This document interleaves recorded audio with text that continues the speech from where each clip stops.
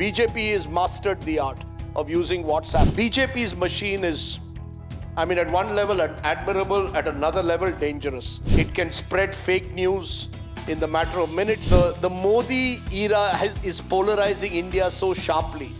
Families are getting divided. Neighbors are getting divided. WhatsApp school groups are getting divided.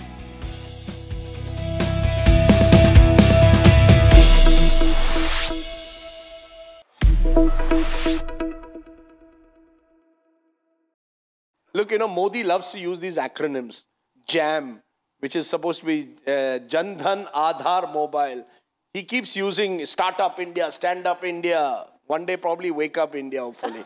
But he uses it. So I thought, you know, might as well sort of try and beat the master at his own game and sort of do these 13 M's, 2 W's. And the W's are welfareism and WhatsApp. WhatsApp is a huge weapon today for any political party to use. And the BJP has mastered the art of using WhatsApp. 120,000 WhatsApp groups set up in Uttar Pradesh alone. Each group with 250 people. Just do the maths and you will know how in real time they can reach so many lakhs of people. Bengal is another example where they've done it very successfully. The M's are more predictable, Arshia. The Modi himself, money, the media, the millennials, the middle class, if any of you want to call yourself middle class, the Muslim, muscular nationalism, Masood Azhar, and they carry on. You know, the mobile phone, Mukesh Ambani.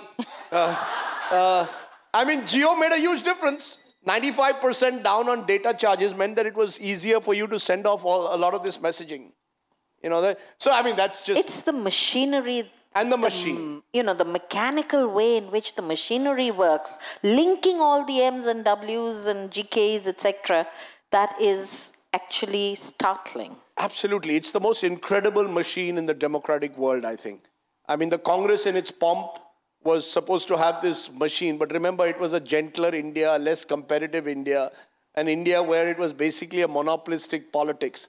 The BJP's machine is, I mean, at one level admirable, at another level dangerous. It can spread fake news in the matter of minutes, but at the same time, it can achieve last mile connectivity. You know, I think it just depends which side of the divide you are. You know, the Modi era is polarizing India so sharply. Families are getting divided.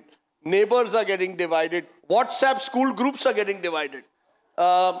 And it is because by the very nature of his politics, he's so very, very polarizing. So we live in polarizing times. So some people will look at the machine and say, wow, you know, look at the level. I mean, a corporate CEO would be amazed by the level to which they have mastered the art of direct marketing, for example. But on the other hand, when, you know, you use fake news and do it in a manner which is, frankly, to me, dangerous for social relations, when you sort of target a community through your WhatsApp groups, you know, that's frightening. So you've got to choose, I think. You know, the Modi machine is forcing Indians to choose. Which way are you? But interestingly, the people of India, you know, can surprise. So as per our post poll, 48% of those in Delhi who voted for Mr. Modi 7 months ago voted for Kejriwal in the local election. So you want Kejriwal in Delhi, you want Modi at the center. And, you know, it doesn't, you know, it's transactional. You see at that moment who is the person that and it's all individualistic. You're no longer looking at candidates. You're looking particularly in a national scale as who will provide leadership or who will provide state level leadership.